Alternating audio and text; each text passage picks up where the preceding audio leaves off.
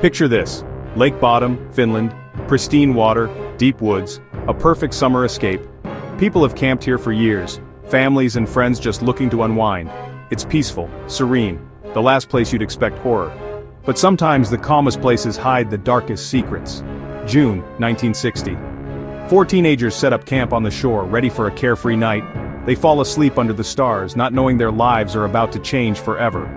By morning, the tranquility is shattered. A group of morning walkers stumbles onto a nightmare. The tent is slashed, blood everywhere. The idyllic campsite is now a scene of unimaginable violence. News spreads fast. Finland is in shock. How could this happen here? The Lake Bodom murders become a national legend, a cautionary tale whispered for generations. Don't go camping alone. Be careful who you trust. The story becomes a modern folktale, a chilling reminder of evil lurking beneath the surface.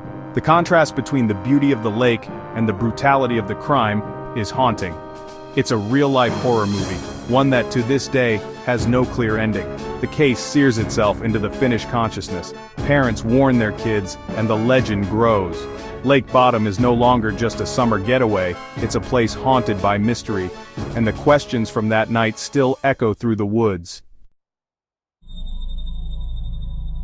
Here's what happened that night. 4 teens, Mila, Anya, Seppo, and Niels, camped by the lake. Sometime before dawn, an unknown attacker struck from outside the tent, stabbing and bludgeoning through the fabric.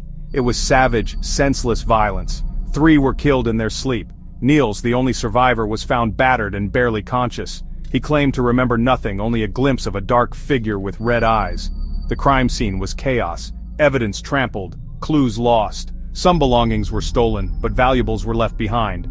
Police had little to go on: a ruined tent, 3 dead, 1 survivor with no memory. Forensics were primitive, and the investigation started off on the wrong foot. The lack of answers only deepened the mystery. The brutality, the randomness, it was a recipe for a legend. The Lake Bodom murders became Finland's most haunting unsolved crime, and the survivors' silence only made things stranger. The police launched a massive investigation, desperate for answers. They interviewed hundreds, chased every lead, but the killer was a ghost. No solid evidence, no clear motive.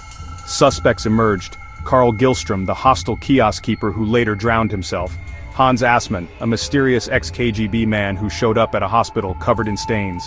Both were questioned, both released. Nothing stuck.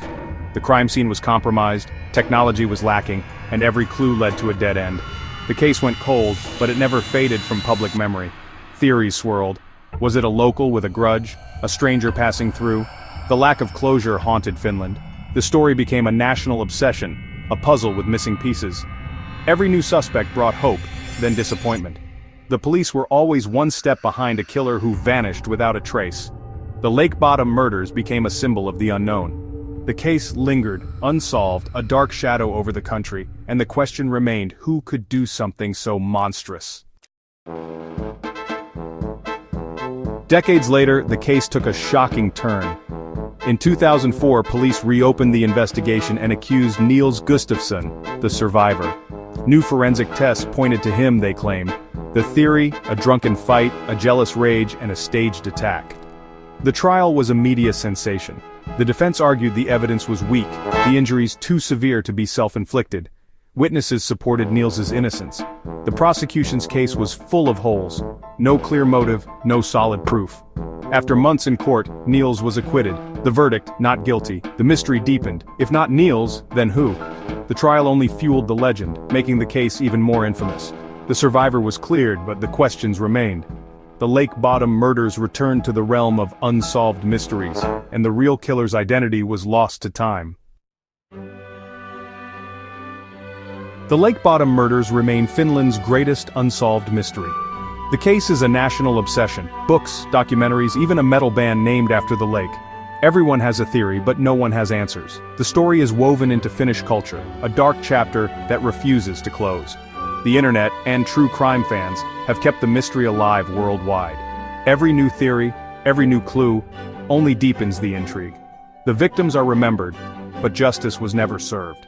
The killer vanished, leaving only questions and fear. The ghost of Lake Bodom still haunts the woods, and the legend endures. Some mysteries, it seems, are never meant to be solved.